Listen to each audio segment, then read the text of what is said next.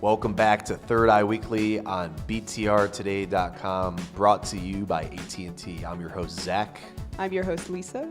And we have a new relaunch, rebranding of the site.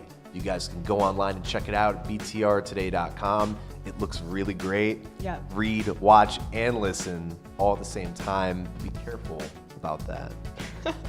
No, but it looks great. Yeah, it's a lot to handle. We also have a new app for your iPhone or iPad, and be sure to check out our new app coming soon for your Android. Yes, go to the iTunes store and download it. Give us a little review, smiley face, Yeah. emoticons, tears of joy. Anyways, it's Essence Week here on the site, and so we're getting right down to the essence of a very pertinent issue this week. We're going in on the FDA once again in a series of reformative attacks that you can only find here on Third Eye Weekly.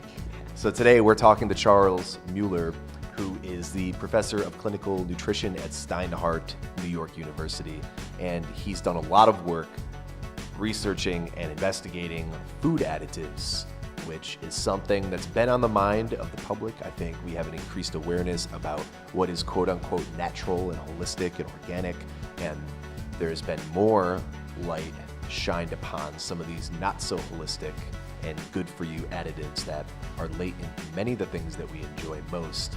So specifically, one issue that we breach is, should the government be regulating food additives to limit them? Or should there be just a heightened awareness about these additives? Lisa, what do you think? Yeah, I think that he brought up that there's not enough regulations. A lot of the regulations that were in place in the 80s have kind of like gone down since then.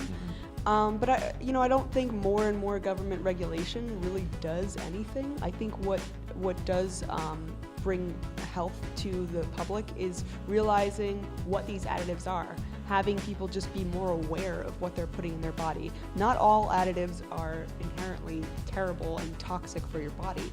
There are some that are benign and totally fine and allow for us to all eat the amount of food we eat in the population that we live in. But it's really just bringing awareness to what are these quote-unquote good ones and what are the quote-unquote dangerous ones that we should be aware of. I agree. I think that pretty much to answer any question, increased awareness is always like, if you're taking a multiple choice test and one of the answers is increased awareness, I'm going to circle that one. Yeah. But in this case, so let's say you have an uneducated family because they don't have the money for a proper education. They are living in squalor. Maybe they're working a bunch of part-time jobs to try and support their kids to get them an education, and they can only afford certain foods that contain a lot of these additives, and they don't have the education and the means necessary to have this increased awareness that we're trying to spread. They're ingesting this stuff regularly. Maybe there are alternatives for them that are still cheap, but they don't even know that there should be alternatives because they're already ingesting this. And it's not the increased awareness alone that's going to save them. It's a regulatory policy that says you cannot put this stuff in the food because it is clinically proven to do damage to your body. And I'm not talking about FDA regulations, government regulations for all additives. I'm saying just pick the ones that are proven to be really bad for you and just stop allowing them to be put in our food. Mm-hmm. Yeah, I think just the problem is that it's not so black and white. You can't just, there's no proven, or a lot of them aren't very proven to bring toxicity to your body. Sure, there's a lot of inclinations and causations that may show that some of these additives are harmful, but there's nothing that's so clear in black and white saying that these are the bad additives and these are the good.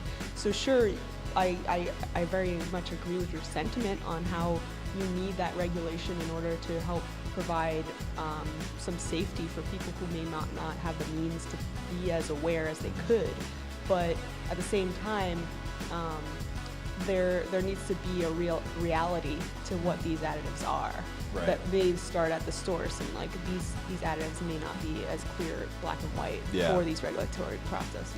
So like the additives themselves is just a huge gray area, and Mueller's very careful with his wording when we talk about it. They're not toxic. They're not. We don't really know what the implications are for a lot of them because we haven't had clinical testing for decades to see the long-term effects. And even if we did, it's hard to isolate just a single variable when our intake of additives and so many other chemicals from our environment is at ridiculous highs. So it is a complicated issue, Yeah. but that's why we got our third eyes trained on it. Tune in to hear the rest of our interview with Mueller. Thanks for listening. This is Third Eye Weekly on BTRtoday.com. I'm your host, Zach. I'm your host, Lisa.